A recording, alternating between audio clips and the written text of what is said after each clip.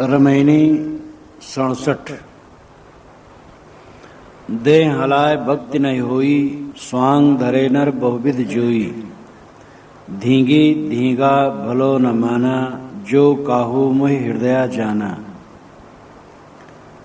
मुख कछु और हृदय कछुआना, सपनेहु काहू मोहि नहीं जाना। ते दुख पई हैं ई संसारा, जो चेतहु तो होए उबारा।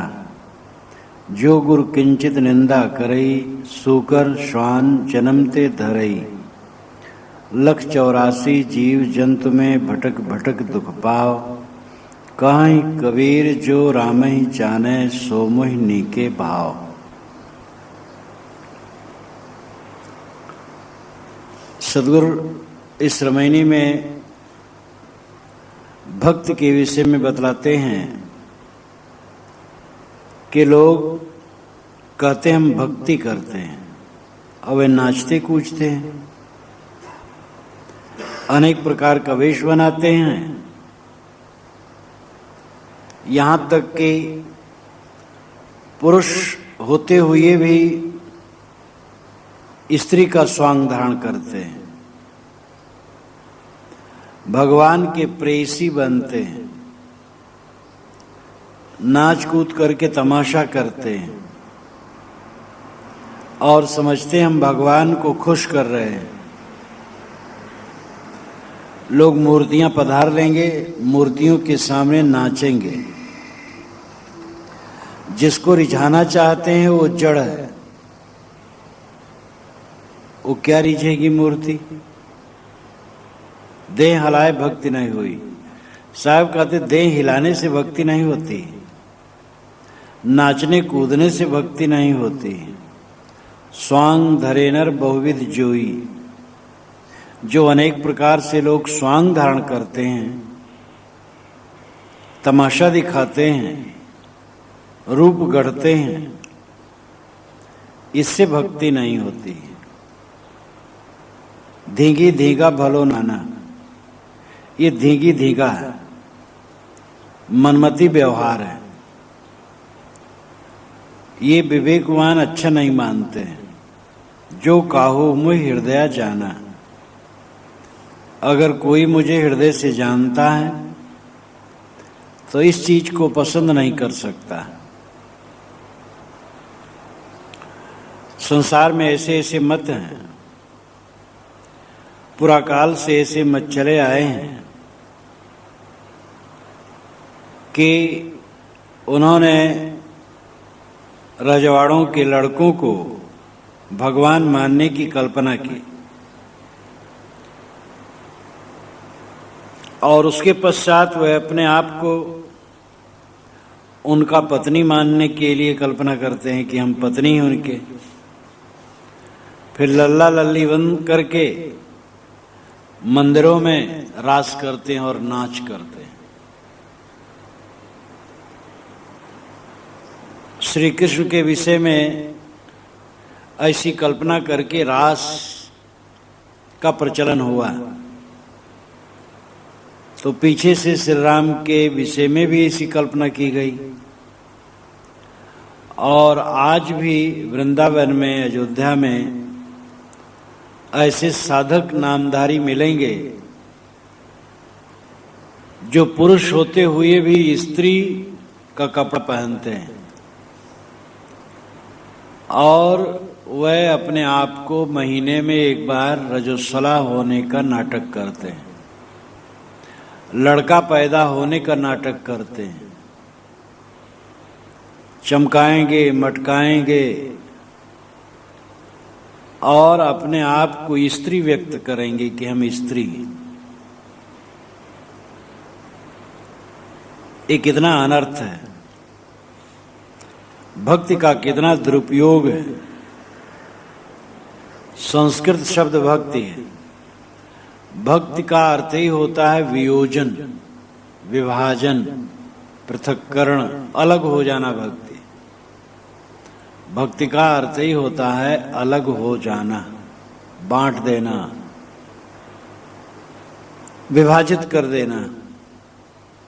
अपनी आत्मा को सब में से निकाल लेना भक्ति है। इस भक्ति को प्राप्त करने के लिए पहले सत्संग और सद्गुरु संतों की जरूरत है। भक्ति का प्रथम स्वरूप है हृदय की कोमलता। जिसका हृदय कोमल होगा, गुरु के लिए कोमल होगा, संत के लिए कोमल होगा, और इतना ही नहीं, वो पूरी सत्ता के लिए कोमल होगा। अगर गुरु के लिए कोमल है और के लिए कोमल नहीं है तो सच्चा भक्त नहीं है। कितने साधक भी ऐसे होते हैं कि हम गुरु की बात मानेंगे, संतों की बात नहीं मानेंगे, तो बस वे ऐसे हैं कि वे ज्यादा दिन साधुओं में रुक ही नहीं पाते। अहंकारी हैं वो, और वो गुरु की बात तो इसलिए उनको मानना पड़ता है क्योंकि नहीं मानेंगे तो तुरंत खदेड़ दिए जाएंगे। परंतु गुरु और साधु में जो फर्क मानता है वो साधक नहीं। एक रूप गुरु साधु का, दूजा काल को फंद, असरण शरण दयाल गुरु, साधु सदा सच्चंद।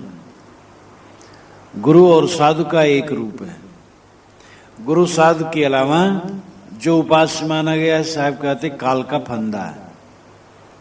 देवी देवता जहां तक इष्ट माना गया सब काल्पनिक है। गुरु और साधु में क्या फर्क है अगर है तो? असरण शरण दयाल गुरु, साधु सदा स्वच्छंद। सदगुरु असरण को शरण देते हैं और वे जिम्मेदारी लेते हैं जिज्ञासुओं और भक्तों की, और साधु सदा स्वच्छंद रहते हैं, ये सब झंझट में नहीं पड़ते। बस यही अंतर है। इसीलिए ये बताया गया है कि गुरुत्व की जिम्मेदारी तभी लेनी चाहिए, दूसरे के उद्धार की जिम्मेदारी तभी लेनी चाहिए जब अपना चारों तरफ से अनासक्त हो गया हो। अगर अपना अनासक्त नहीं है पूर्ण, तो फिर रिझेगा, खींचेगा, दुखी होगा, बंधन बनाएगा। गुरुपद पूर्ण निष्काम दशा है। तो गुरु के प्रति श्रद्धा, संतों के प्रति श्रद्धा, और इतना ही नहीं, पूरी सत्ता के प्रति कोमलता, विनम्र भाव। साधक का लक्षण है विनम्रता। अगर उसमें अकड़बाजी, प्रत्युत्तर की भावना है, जवाब देने की भावना है, अहंकार है, तो परमार्थ मार्ग में ज्यादा दिन नहीं टिक सकता है, उसको भटक जाना है। एक साधक आए साधुओं में, 2 महीने के बाद ही उन्होंने कहा कि साहब जब कोई मुझे कुछ कह देता है तो मैं सह नहीं पाता हूं। मैंने कहा तुम साधु मार्ग में नहीं रह पाओगे। सहना तो पड़ता है पत्नी का, बच्चे का, और इतना सहना पड़ता है नाक रगड़ जाती। एक सज्जन कहते थे मेरी पत्नी ने मुझे चप्पल से मारा है, और पढ़े लिखे आदमी थे। एक बड़े अफसर ने मुझे बताया कि महाराज मेरी पत्नी जो कुछ तनख्वाह पाता हूं घर में लाता हूं तुरंत सब ले लेती, और मुझे उल्टा पलटा कहती रहती। मैं बहुत परेशान हूं। तो सहना तो पड़ता है पत्नी का, बच्चे का, और जने जने का सहना पड़ता। बिना सहे कहीं छुट्टी है? जो कहता मैं सह नहीं सकता वो परमार्थ मार्ग में तो रह ही नहीं पाएगा। व्यवहार में भी खूब सहना पड़ेगा उसे। जो जितना नहीं सह पाता है वह उतना ही सहता है, उसे सहना पड़ता है। जो सह लेता है उसको सहना नहीं पड़ता। मन ही ऐसा नम्र हो जाता है कि उसको लगता ही नहीं कि मुझे कोई कुछ कह रहा है, इसलिए विनम्रता, पूरी विनम्रता भक्ति है। और फिर ऐसी विनम्रता जिसमें आई और स्वरूप का बोध हुआ तो अपने स्वरूप को देहादिक से निकाल लेता है। जैसे मूंज में से लोग सींक निकाल लेते हैं, तैसे अपनी आत्मा को साधक देह मन प्राण सबसे निकाल लेता है। ये भक्ति का सच्चा स्वरूप है। भक्ति का अर्थ है शाब्दिक अलग हो जाना, वियोग हो जाना, विभाजन कर लेना, छूट जाना, अलग असंग हो जाना भक्ति है। स्वस्वरूपानुसंधानम भक्तिरिति विधीयते। स्वस्वरूप का अनुसंधान ही भक्ति है। सद्गुरु कहते हैं जो काहू मोहि हृदय जाना। अगर कोई मुझे हृदय से जानता है तो वह निश्चित है सच्ची भक्ति में रहेगा। और सच्ची भक्ति स्वरूप स्थिति है। मोहि हृदय जाना, मोहि का अर्थ व्यक्तिगत केवल कबीर साहब नहीं, कबीर गुरुपद है। जो गुरु को जानता है वह अपने आप को जानता है। छूटे न मन क्रम गुरुपद प्रीत, छूटे न मन क्रम निज पद प्रीत। वास्तव में जीव का स्वरूप ही गुरुपद है। जो गुरु में श्रद्धा रखेगा वो स्वरूप बोध में श्रद्धा रखेगा। मुख कछु और हृदय कछुआना, सपने काहू मोहि नहीं जाना। जिसके मुख में कुछ और है और हृदय में कुछ और है, साहब कहते हो सपने में भी मुझे नहीं समझ सकते हैं। यहां मोह का अर्थ मेरा अपना, अपनी आत्मा नहीं, आत्मा को नहीं समझ सकते। मुख में तो भक्ति है, ये भक्ति करते हैं, और हृदय में कुछ और है। भक्ति के नाम पर किसी राजा रानी के मोह में पड़े हैं, किसी के देह के मोह में पड़े हैं। करकंज पद कंजारुणम, उसके हाथ कमल के समान है, आंखें कमल के समान है, गाल कमल के समान है। और किसी व्यक्ति विशेष के चित्र या मूर्ति पूजने में पड़े हैं, उसी अनुराग में है, तो जड़ अनुराग हुआ। मुख में है भक्ति और हृदय में जड़ाशक्ति। भक्ति और जड़ाशक्ति में बड़ा फर्क है। जड़ाशक्ति के त्याग होने पर भक्ति का स्वरूप प्रतिष्ठित होता है। किसी भी व्यक्ति में ज्यादा अनुराग करने का मतलब क्या है? जड़ाशक्ति है। संत गुरु के प्रति भी जो श्रद्धा है, उस श्रद्धा का फल है सारे दृश्यों के प्रति मोह मिट जाना और अपने स्वरूप में अनुराग होना। तो मुख में और है, हृदय में और है। मुख में है कि भक्ति हम करते हैं और हृदय में जड़ाशक्ति है। किसी स्त्री पुरुष के प्रति मोह है तो भक्ति कहाँ है? चाहे कोई वर्तमान में जीवित हो या मर गया हो, व्यक्ति के रूप में जो आया देहधारी है। देह जड़ तत्वों का है और देह में मोह करके अनुराग करके जिंदगी बिता रहा है, तो कहां भक्ति कर रहा है? भक्ति तो है सबसे वियुक्त हो जाना, देहादिक मोह छोड़ करके स्वरूप भाव में निमग्न होना भक्ति। इसलिए साहब कहते सपने हो काहू मोहि नहीं जाना। ऐसे लोगों में कोई भी मानो स्वप्न में भी मुझे नहीं जाना।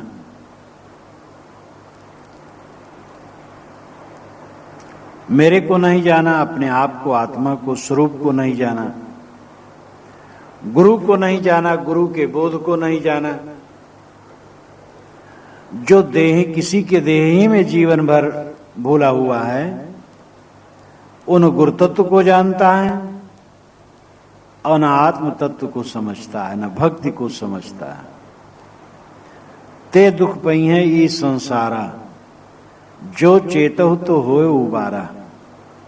साहब कहते हुए इस संसार में दुख पाएंगे। देहाध्यास जिनका न मिटेगा वह बारंबार इस संसार में भटकते रहेंगे। जो चेतो तो हो उबारा, अगर चेत जाओ, सावधान हो जाओ तो तुम्हारा उद्धार होगा। चेतना, जग जाना, सावधान हो जाना, जहां तक दृश्य है सब छूटने वाला है। संसार में चाहे वो रूप हो, शब्द हो, गंध हो, स्पर्श हो, रस हो या संकल्प विकल्प हो, संकल्प विकल्प इन्हीं पांचों विषयों का होता है। ये सब जगत है और जगत में अनुराग करने का परिणाम है जगत में भटकना। जो जगत से अपना उद्धार चाहे उसके प्रति मोह का परित्याग कर दे। चारों तरफ जो कुछ दिखाई देता है वो प्रकृति का जाल है, परदेश है, स्वप्न है। इसका हमारा संबंध क्षणिक है। यह भाव जिसके चित्त में निरंतर जागृत रहता है उसका मानो उद्धार है। वो सब समय शोक रहित, मोह रहित, दुख रहित होता है। जहां अपना कोई मोह नहीं वहां कौन दुख है। जो गुरु किंचित निंदा करई, सूकर स्वान जन्मते धरई। साहब कहते जो गुरु की किंचित भी निंदा करता है वो सूकर स्वान जन्म धारण करता है। इसका मतलब ये नहीं है कि अगर गुरु लोभी है तो बामन समझ लो, अगर वो क्रोधी है तो परशुराम समझ लो, मोही है तो राम समझ लो, कामी है तो कृष्ण समझ लो। गुरु जैसे भी है उसको सिर पर रखो। ये अंधविश्वास की बात यहां नहीं। कामी, क्रोधी, लोभी, मोही, दुष्ट जीव जग जानो सोई। जो कामी, क्रोधी, लोभी है वो गुरु कैसे है? इसलिए गुरु नामधारी की आलोचना हो जाए तो निंदा कैसे है? जो गुरु का उपदेश है, स्वरूप ज्ञान, सदाचार, दिव्य रहनी, सद्गुण, इसके अनुसार जो न चले वो मानो गुरु निंदक है। और जो इसके अनुसार चलेगा वो गुरु की निंदा कैसे करेगा? जीवन में पवित्र रहनी जिसके है वो कभी गुरु की निंदा नहीं कर सकता। जिस गुरु से थोड़ा भी प्रकाश मिला है, थोड़ी भी प्रेरणा मिली है, उनकी भला निंदा कैसे हो सकती है? निंदा करने का मतलब है कि जो गुरुतत्व है उसी के महत्व का बोध नहीं, जिसकी कल्याण प्रियता नहीं रह जाती, स्वरूप ज्ञान नहीं, कल्याण में प्रेम नहीं, दुख छूटने के लिए निश्चय नहीं सत्संग और बोध द्वारा, तो ये निंदा करते हैं। जाकी जैसी बुद्धि है तैसी कहे बनाए, दोष नवा को दीजिए लेन कहां को जाए। तो निंदा ये नहीं कि गलत गुरु है और अगर उसकी कोई आलोचना कर दिया तो निंदा हो गई। वैसे गलत को भी गलत कहने के चक्कर में पड़ने की जरूरत नहीं है। साधक बुरे की भी बुराई करने के चक्कर में न पड़े, क्योंकि दूसरे की बुराई के संस्कार अपने मन में आने लगते हैं। फिर गंदे आदमी की चर्चा करो, उसकी गंदगी की चर्चा करो, तो अपने मन में संस्कार खराब होते हैं। अच्छे की अच्छाई की चर्चा करो और किसी की बुराई की चर्चा में मत पड़ो। तो जो गुर निर्णय, गुरबोध, गुर रहनी, पवित्र आचरण की निंदा करता है, वो गुरु की निंदा करता है। और जो पवित्र आचरण और बोध में रहेगा, वो गुरु की निंदा नहीं करेगा। और जो गुरुपद से विमुख है, तो सूकर श्वान आज अनेक जन्मों में भटकेगा ही। 184 जीव जंतु में भटक भटक दुख पाओ, काहे कबीर जो राम ही जाने सो मुहि नीके भाव। 84 लाख जोनियों में जीव भटक भटक करके दुख पाता है। 184 जीव जंतु में, यह जीव 84 लाख जंतु में, यानी देहधारी में मतलब है कि राशियों, 84 लाख योनियों में भटक भटक करके दुख पाता है। भारतीय परंपरा के अनुसार जैसे 84 लाख योनियां मानी गई, उसके अनुसार सदगुरु कहते हैं, प्राचीन ऋषियों ने गिन करके 84 लाख योनियों का निर्धारण किया था कि अनुमान से इसका पता नहीं, शायद है अनुमान से किया। इसका लाक्षणिक अर्थ है नाना योनियों में ये जीव भटक भटक करके दुख पाता है। साहब कहते हैं वह व्यक्ति मुझे अच्छा लगता है जो राम को जाने। कहें कबीर जो राम ही जाने सो मोहिनी के भाव। जो राम को जानता है वो मुझे अच्छा लगता है। पूरी रमैनी में अंतिम में वे अपनी मोहर देते हैं, मोहर मारते हैं, राम को जानना। दुनिया में राम को मानने वाले बहुत हैं, लेकिन राम को जानने वाले बहुत कम हैं। इसलिए साहब मानने के नहीं जानने के बारंबार कहते हैं। मान तो रहे हो, जानो, और जब सही ढंग से जान लोगे तो सच्चा मानना होगा। साहब ने पहली रमैनी ही में कहा है, राम नाम जाने बिना भव मूढ़ बूढ़ मुआ संसार। 36वीं रमैनी में उन्होंने कहा, राम नाम निज जान के छाड़ देव वस्तु खोट। रमैनी 67 में जो ये रमैनी है, काई कबीर जो राम ही जाने सुमोहिनी के भाव।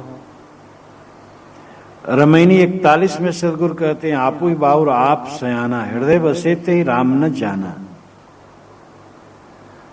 प्रायः वो जानने के लिए निर्देश करते हैं। तुम मान तो रहे हो लेकिन जान नहीं रहे हो। मानने मात्र से काम न बनेगा, जानो, वास्तविकता समझो। और जब वास्तविकता समझोगे तब राम का असली स्वरूप प्रतिष्ठित होगा और तुम्हारा कल्याण होगा। साहब कहते हैं कि वह आदमी हमें अच्छा लगता है जो राम को जानता है। सबको जाना, राम को न जाना तो क्या जाना। यहां राम का अर्थ कोई हिंदू संप्रदाय के तत्व का है, ऐसी बात नहीं। जो sत्य होता है वो न हिंदू का होता है, न मुसलमान का, न ईसाई का, न यहूदी का, सबका होता है। राम से अभिप्राय है अंतरात्मा, स्वयं सत्ता, आपा, व्यक्ति का अपना स्वरूप। जो व्यक्ति अपने स्वरूप को समझता है वह मुझे अच्छा लगता है। और जो बाहर किसी राजा रानी को भगवान मान करके नाचता कूदता है उसको मैं अच्छा नहीं मानता हूं। वो तो धीगी में पड़ा है, धीगा मस्ती में, भूल भुलैया में पड़ा है, अपने स्वरूप के ज्ञान से विमुख भटक रहा है। साहब निर्भय होकर के भक्ति का फाट बतलाते हैं, भक्ति का अंतर बतलाते हैं। भक्ति के नाम पर किसी राजा रानी के चित्र मूर्ति इत्यादि रखकर उनका श्रृंगार करके उसके सामने नाचना कूदना रिझाने का उपक्रम करना, ये अत्यंत भोलापन है। और इसी में अपने जिंदगी को बर्बाद करना कितनी बड़ी अचेती। इसलिए साहब कहते हैं जो चेतो तो हो उबारा। चेतो, राम तुम्हारी अंतरात्मा है, राम तुम्हारा आत्म स्वरूप है, उसको जानो। और ऐसा जो जानता है और करता है वही व्यक्ति मुझे अच्छा लगता है। और जिसने अपनी बुद्धि को बेच दी,